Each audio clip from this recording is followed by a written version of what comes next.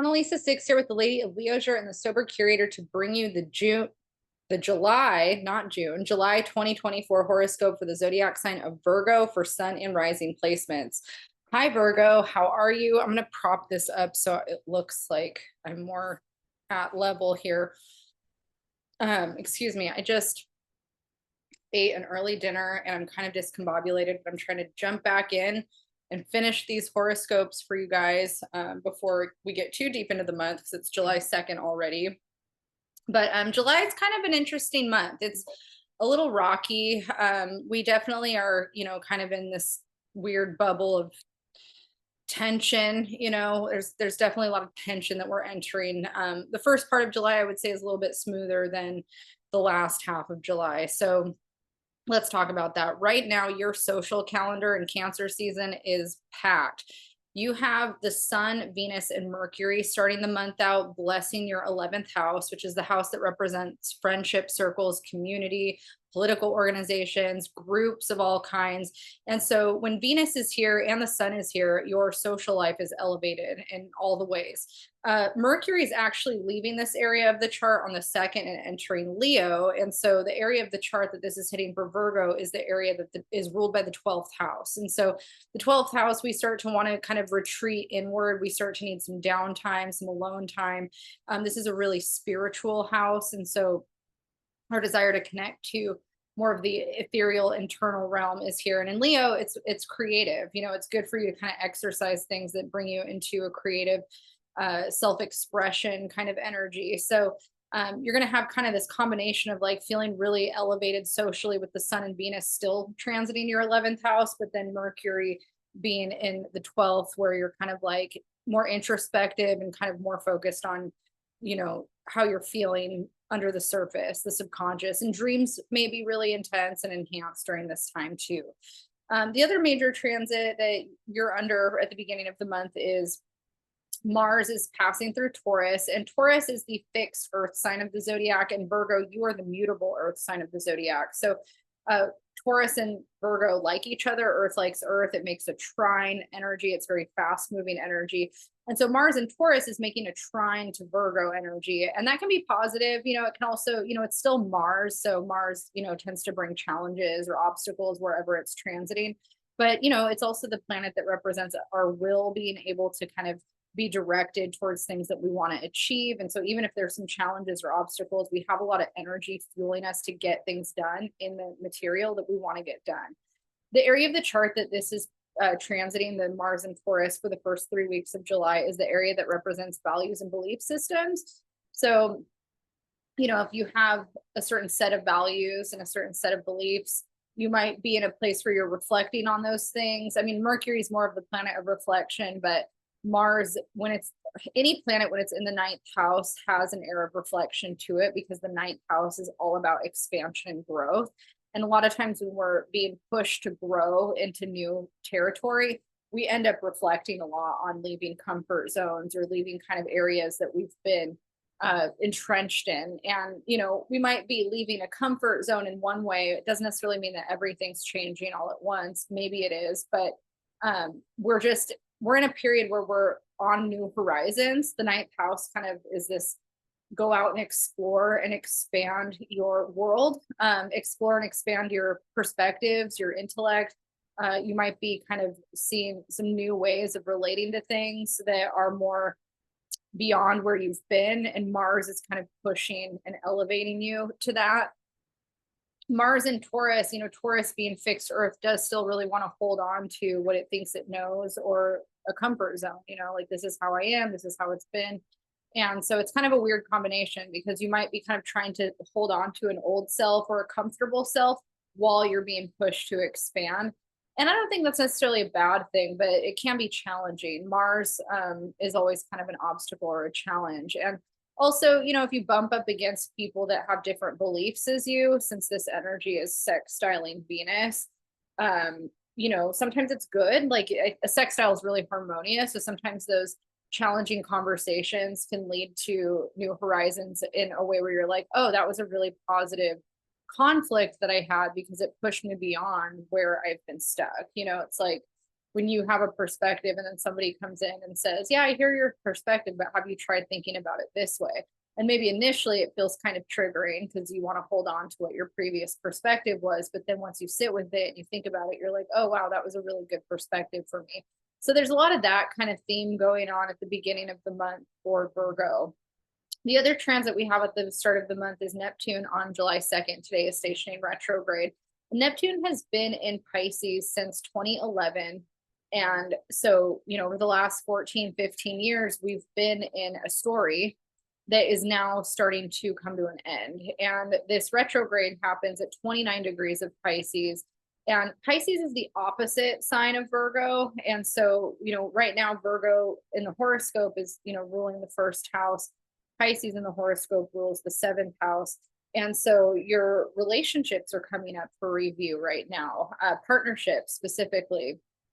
And so if there was like a partnership dynamic or relationship dynamic with anybody, it could be romantic, it could be somebody that you have cohabitated with, it could be dating, perspectives changing around dating, it could be a marriage, it could be a business partnership. All of those things are coming up for review. And this retrograde is going to be happening until December, and then Neptune will station direct and then finish its time up in Pisces until March of 2025.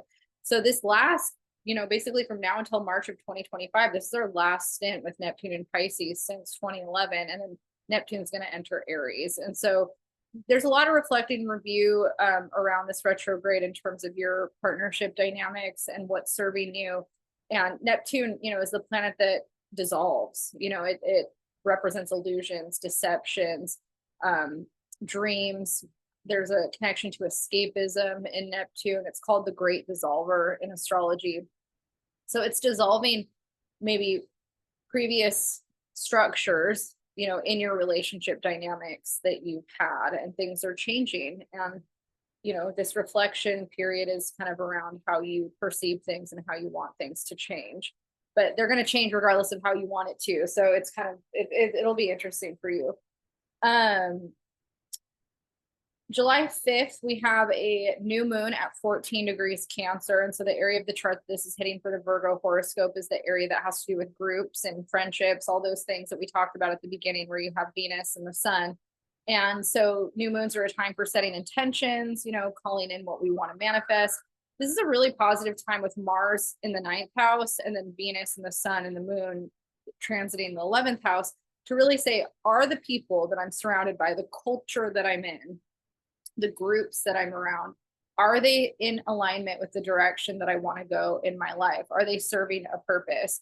And I do kind of want to comment on this theme. I'm somebody that has a lot of afflictions in my relationship houses. And so I learn a lot of really challenging lessons about this stuff in my life, and it's part of my karmic path. And I do feel like I have a lot of wisdom through my experiences. And I think that one of the things I've seen with some people is that there's this perspective where if we're going to grow beyond or grow past somewhere that we've been, or if we feel like there's people in our lives that aren't totally in alignment with the path that we're on, that we have to do these like big blow up like falling outs with people. We have to get really destructive and destroy the relationship or self-sabotage in some way to get us to the next chapter in life. And I feel like the older I get, the less I feel like that's necessary. I think that there's a way that we can move on from relationships. It's like when they talk about conscious uncoupling and things like that. I think there's a way to do that in friendship circles. And I think there's a way to do that in partnerships. And I've watched people who've done it who are very mature and experienced and older. And it's really admirable to me, because when you acknowledge that a relationship is changing in some way and you're able to salvage love and compassion and grace for somebody without it getting nasty, I think that's a really beautiful thing, while knowing that, maybe this doesn't serve you anymore.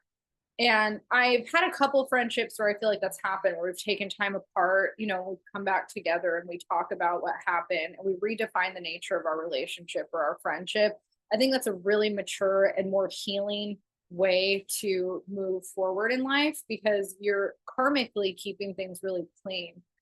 I think that if we're going through something where we're like, wow, the culture of the people that I'm around is not really serving me and I want to change it, how can you do that elegantly, gracefully, without burning a bunch of bridges or regretting your behavior later? You know, a lot of people get really nasty in ways that are, I think, are totally unnecessary over really petty stuff. And it's just unfortunate because it's just, it doesn't have to go that way. I think about, I'm watching House of Dragons, the new season, and you think about like the royal bloodlines and what they're fighting over. And when you reduce it in a way, it all seems so petty, but it's like we still have all that stuff going on in the world, you know, like maybe not with dragons, but politically we do. And it's just watching people fight over power and land and just be so, like, so much bloodshed for what, you know? So I think that that's an extreme example, but it's happening, you know, it's happening on the planet. And there's different variations of it. So it's kind of like, how can you grow and evolve beyond where you've been? And maybe you want to change your social circle or the people that you're around without causing a lot of destruction. That's a big theme for Virgo in July.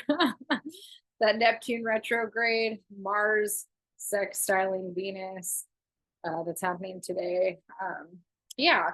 All right. So the next thing that we have after this new moon, where you're kind of telling the universe like what you want out of your life and who you want to be surrounded by versus who you don't want to be surrounded by, is we are going to have Venus leaving Cancer around the 12th, 11th, and entering the sign of Leo and joining Mercury in the 12th house with the Leo energy. And so this is a really positive time to reflect on, you know, your self-confidence, how you feel in terms of like what's under the surface. What's your relationship to your subconscious? What's your relationship to self-awareness?